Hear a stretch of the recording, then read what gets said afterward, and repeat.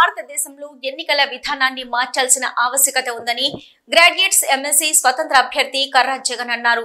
నగరంలోని ప్రెస్ భవన్ లో ఆయన మీడియాతో మాట్లాడారు. ఎన్నికలనే పరీక్షకు స్క్రూటినీ అవసరం లేదని, తద్వారా ఇది బలహీనలకు ప్రతికూలంగా మారిందని ఆరోపించారు. అధికార పార్టీకి చెందిన అభ్యర్థులు స్క్రూటినీ నుంచి తప్పుకోవలసిన రావడం లేదని ప్రశ్నించారు. ఇట్టి విధానాన్ని తొలగించేందుకు పోరాటం చేస్తానని, ఇందుకే నామినేషన్ వేశానని చెప్పారు. అలాగే ఐఏఎస్ పరీక్ష అభ్యర్థికి 21 సంవత్సరాలు, ఎమ్మెల్సీకి 30 సంవత్సరాలు, ఎమ్మెల్యేలకు 25 సంవత్సరాలు కేటాయించారని, వీటి మధ్య తేడా ఎందుకుందని అడిగారు. యువతను ప్రోత్సహించవలసిన బాధ్యత ప్రభుత్వాలదేనని గుర్తు చేశారు. అమెరికా మాదిరిగా ఆన్లైన్ ఓటింగ్ తో పాటు నెల రోజుల పాటు ఓటింగ్ నిర్వహించాలని సూచించారు. తద్వారా డబ్బులు వెదజల్లే సంస్కృతి మాయమవుతుందన్నారు. నేను కర్రా జగన్ గ్రాడ్యుయేట్ ఎమ్మెల్సీకి ఇండిపెండెంట్ అభ్యర్థిగా పోటీ చేస్తున్నాను. నా పోలింగ్ బ్యాలెట్లో సీరియల్ నెంబర్ వచ్చేసి 18. సో నేను ఎందుకు నామినేషన్ వేయడం జరిగింది అంటే, మనకు గవర్నమెంట్ ఎగ్జామ్కి స్క్రూటినీ అనేది కానీ, నెక్స్ట్ విత్డ్రాల్ సిస్టమ్ కానీ, నెక్స్ట్ యునానిమస్ సిస్టమ్ కానీ లేవు. ఇప్పుడు మనకు ఈ స్క్రూటినీ విత్డ్రాల్ సిస్టమ్ ద్వారా ఏం చేస్తారంటే, ఎగ్జామ్ జరగకముందే మనకు పోటీ నుంచి కొందరు తప్పించి కాంపిటీషన్ తగ్గిస్తున్నారు. అదే మన గవర్నమెంట్ ఎగ్జామ్కి అయితే ఏం చేస్తారు, ఎగ్జామ్ అయిపోయిన తర్వాత వెరిఫికేషన్ చేస్తారు. ఇక్కడ ఏం చేస్తుంది, పేపర్ అప్లికేషన్ అని ఎగ్జామ్ అయిపోయిన తర్వాత మన వెరిఫికేషన్ డాక్యుమెంట్స్ ఏమంటే వెరిఫై చేస్తారు. ఇక్కడ మనకు ఈ ఎలక్షన్ అనే ఎగ్జామ్కి వచ్చేసరికి ఏం చేస్తారంటే, ఆ ఎగ్జామ్ ముందే స్క్రూటినీ పేరుతోని, విత్డ్రాల్ పేరుతోని కొందరిని తప్పించడం ద్వారా కాంపిటీషన్ ఈజీ చేస్తున్నారు బలవంతులకి. ఇది బలహీనులకు ప్రతికూలంగా మారింది. ఇంకొకటి ఏం చెప్పదలుచుకున్నా అంటే, యునానిమస్ అనే సిస్టమ్ని తొలగించండి. ఇప్పుడు మనకు మొన్న జినగాంలో ఒక అభ్యర్థి ఏం చేసిందంటే, విత్డ్రాల్ వాళ్ళ మిసెస్ని పోటీ చేస్తే విత్డ్రాల్ చేయించినందుకు వాళ్ళపైన కంప్లైంట్ చేసిండు. ఆ కంప్లైంట్ చేసిన దాన్ని కూడా మళ్ళీ వాళ్ళు అన్నెసెసరీగా ఎట్లా కేసు విత్డ్రా చేసిరో తెలియకుండా ఆయన ఏం చేస్తానంటే, ఈ సైకిల్ యాత్ర చేస్తాడు జనగాం నుంచి సుప్రీంకోర్టుకి.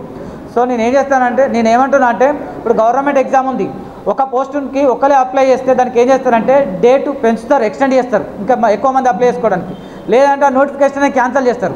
అదే ఎలక్షన్ అనే ఎగ్జామ్కి వచ్చేసరికి ఒక పోస్ట్కి ఒకరే అప్లై చేస్తే దాన్ని క్యాన్సిల్ చేయాల్సింది పోయి ఏం చేస్తారంటే, ఇంకా దానికి ఏదో గొప్ప పని చేసినట్టు 5 లక్షలు ఇస్తారు. అంటే నువ్వు దానివల్ల నువ్వు ఏం చెప్తానో, ఎలక్షన్ కమిషన్ ఆఫ్ ఇండియా ఏం చెప్తుంది, బలవంతులకు అనుకూలంగా ఉంటుంది, బలహీనులకు వ్యతిరేకంగా ఉంటుంది.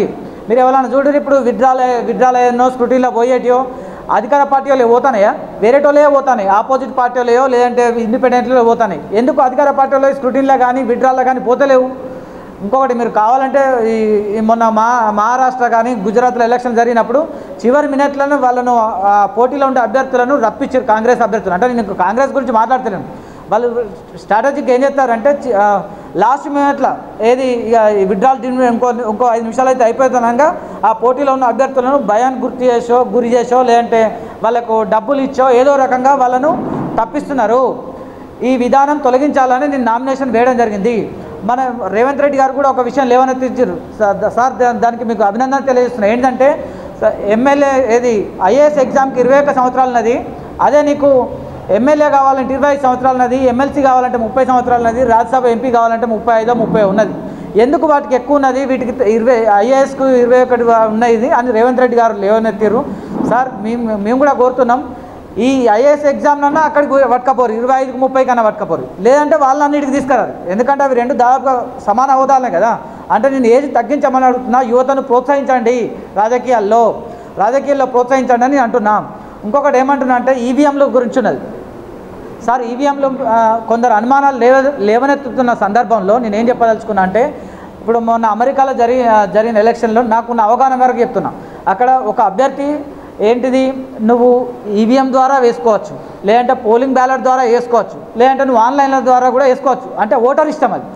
ఇక్కడ కూడా అదే సిస్టమ్ పెట్టారు. నేను పోలింగ్ బూత్లకు పోతా, పోలింగ్ బూత్లకు పోయిన తర్వాత నాకు నమ్మకం ఉన్న ఏదో ఒక సిస్టమ్ ద్వారా వేసుకుంటా, అయితే పోలింగ్ బ్యాలెట్ ద్వారా వేసుకుంటా, లేదంటే ఈవీఎం ద్వారా వేసుకుంటా, లేదంటే ఆన్లైన్ వేస్తా. అట్లా మూడిట్లో ఏదో ఒక అవకాశం ఓటర్కి ఇవ్వండి.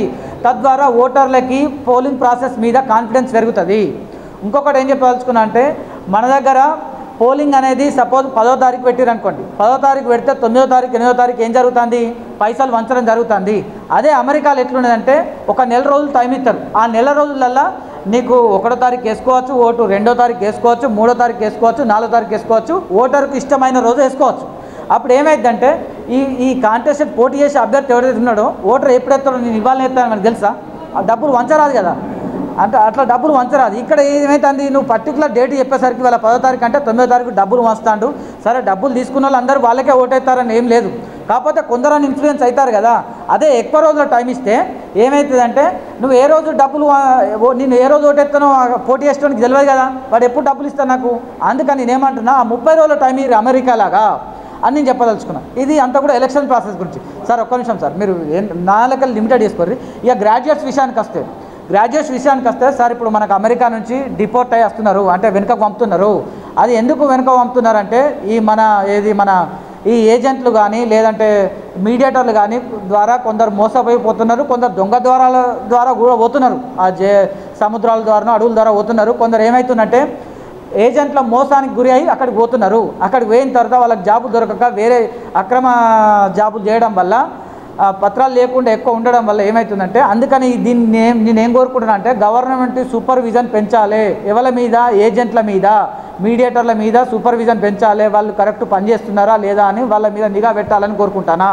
ఇంకోటి ఏం చెప్తున్నా అంటే సార్, మెయిన్ ఇంపార్టెంట్ ఏంటంటే నెక్స్ట్ 8వ తరగతి నుంచి సార్ నెక్స్ట్ ఇయర్ 8వ తరగతి నుంచి మనకు 8వ తరగతిలో ఫెయిల్ అయితే, మనకు ఇప్పుడు మొన్న చదివినంత వరకు మనకి ఎట్లుండే అంటే 10వ తరగతిలో ఫెయిల్ అయితే నువ్వు పై క్లాస్కి పోవు. ఇప్పుడు నెక్స్ట్ ఇయర్ నుంచి ఏం చేస్తారంటే 8వ తరగతిలో ఫెయిల్ అయితే నువ్వు 8వ తరగతిలో ఉండాలి, మళ్ళీ 8వ తరగతి చదవాలి. సార్ దయచేసి ఆ సిస్టమ్ మన దగ్గర పెట్టకండి. ఎందుకంటే మన ఫస్ట్ జనరేషన్ ఇప్పుడు మనం చదివేది, మనమే డిగ్రీలు పీజీలు ఇప్పుడిప్పుడే చదువుతున్నాం. మన నాయనలు మన తాతలు చదవలే, ఎవరికి 5వ తరగతో 1వ తరగతో ఆయనతో పూర్తి కూడా చదవలే. సో నేనేమంటున్నా అంటే ఈ 8వ తరగతిలో ఆఫ్ చేసే సిస్టమ్ వద్దు. ఇంటర్ను కూడా హై స్కూల్లో కలిపి ఇంటర్ సెకండ్ ఇయర్లో ఫెయిల్ అయితే మనం మళ్ళీ ఇంటర్ సెకండ్ ఇయర్ చదువుమను. అక్కడ దాకా ఇంటర్ సెకండ్ ఇయర్ దాకా నువ్వు ఫెయిల్ అయినా పాస్ అయినా నువ్వు పై క్లాస్ పోతూనే ఉండాలి. ఎందుకంటే మన దగ్గర విద్య ఇప్పుడిప్పుడే ఈ ఫస్ట్ జనరేషన్ మన దగ్గర చదివేది. సో ఇంకొకటి ఏం చెప్పదలుచుకున్నా అంటే, ప్రైవేట్ సంస్థలలో ఎవరైనా కానీ ఇప్పుడు సార్ విప్రోలో ఇన్ఫోసిస్లో వేస్తే హెల్త్ కార్డు ఇస్తారు, విప్రో ఇన్ఫోసిస్లో వేస్తే హెల్త్ కార్డు ఇస్తారు ప్రైవేట్ సంస్థల్లో. అట్లనే మన విద్యాపరమైన సంస్థలు కానీ మిగతామైన ఎటువంటి సంస్థలైనా కూడా వాళ్ళందరికీ కూడా హెల్త్ కార్డు ప్రొవైడ్ చేయాలి. Thank you sir, thank you. నా పేరు కర్ర జగన్ సార్.